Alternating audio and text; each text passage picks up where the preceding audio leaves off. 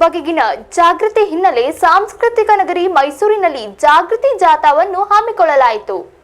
ನಗರದ ಛಾಯಾದೇವಿ ಬಿಎಡ್ ಕಾಲೇಜಿನ ವತಿಯಿಂದ ನಡೆದ ಜಾಗೃತಿ ಜಾಥಾ ಕಾರ್ಯಕ್ರಮಕ್ಕೆ ಮೈಸೂರು ನಗರದ ಮಹಾಪೌರರಾದ ತಸ್ಮಿನ್ ಬಾನು ಹಾಗೂ ಯನಾರ್ ಠಾಣೆಯ ಆರಕ್ಷಕ ನಿರೀಕ್ಷಕ ಅಜರುದ್ದೀನ್ ಚಾಲನೆ ನೀಡಿದರು.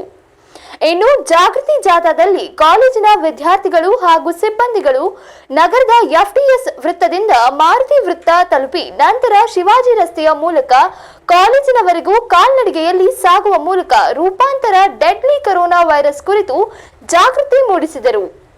ಇನ್ನು ಈ ಜಾಗೃತಿ ಜಾಥಾದಲ್ಲಿ ಕಾಲೇಜಿನ ಪ್ರಾಂಶುಪಾಲರಾದ ಆಂಥೋನಿ ಪಾಲ್ರಾಜ್, ಛಾಯಾದೇವಿ ವಿದ್ಯಾನಿಕೇತನ ಟ್ರಸ್ಟ್ನ ಅಧ್ಯಕ್ಷ ಡಾಕ್ಟರ್ ಭಾನುಪ್ರಕಾಶ್, ಮೇಯರ್ನ ಆಪ್ತ ಕಾರ್ಯದರ್ಶಿ ಸುಧಾಕರ್ ಟಿ, ಯನಾರ್ ಠಾಣೆಯ ಪಿಎಸ್ಐ ಅನಿಲ್, ಎಎಸ್ಐ ಶೈಲೇಶ್ ಹಾಗೂ ಪಿಸಿಆರ್ ಸಿಬ್ಬಂದಿಗಳು ಭಾಗಿಯಾಗುವ ಮೂಲಕ ಜನರಲ್ಲಿ ಜಾಗೃತಿ ಮೂಡಿಸಿದರು. ಏನ್ ಕೊರೋನಾ ಬಂದಿದೆ ನಮ್ಮ ಇಡೀ ದೇಶಕ್ಕೆ, ಸಾಕಷ್ಟು ನಾವು ತೊಂದರೆ ಅನುಭವಿಸ್ತೀವಿ.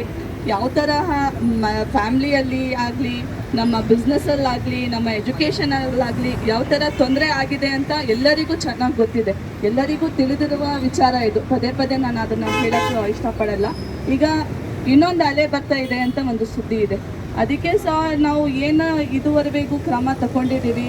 ಫಾರ್ ಎಕ್ಸಾಂಪಲ್ ಮಾಸ್ಕ್ ಆಗಬೇಕು, ಸ್ಯಾನಿಟೈಸರ್ ಆಗಬೇಕು, ಅನವಶ್ಯಕವಾಗಿ ಏನು ಕೆಲಸ ಇಲ್ಲ ಅಂತಂದರೆ ಸುಮ್ಮನೆ ಈಗ ಪಬ್ಲಿಕ್ ಪ್ಲೇಸಸಲ್ಲಿ ಹೋಗೋದು, ಪಬ್ಲಿಕ್ ಗ್ಯಾದರಿಂಗ್ ಮಾಡಬಾರ್ದು ಅಂತ ಸಾಕಷ್ಟು ನಾವು ಕಾರ್ಪೊರೇಷನ್ ವತಿಯಿಂದ ಕೂಡ ನಾವು ಎಚ್ಚರಿಕೆಯನ್ನು ಮಾಡಿದ್ದೀವಿ ಮತ್ತು ಅವೇರ್ನೆಸ್ ಪ್ರೋಗ್ರಾಮ್ ಕೂಡ ಮಾಡಿದ್ದೀವಿ.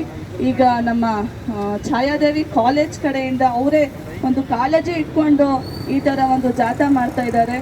ನನ್ನ ಮೈಸೂರು ಪರವಾಗಿ ನಾನು ಹೃತ್ಪೂರ್ವಕ ಅವ್ರಿಗೆ ಧನ್ಯವಾದ ಹೇಳಕ್ಕೆ ಇಷ್ಟಪಡ್ತೀನಿ.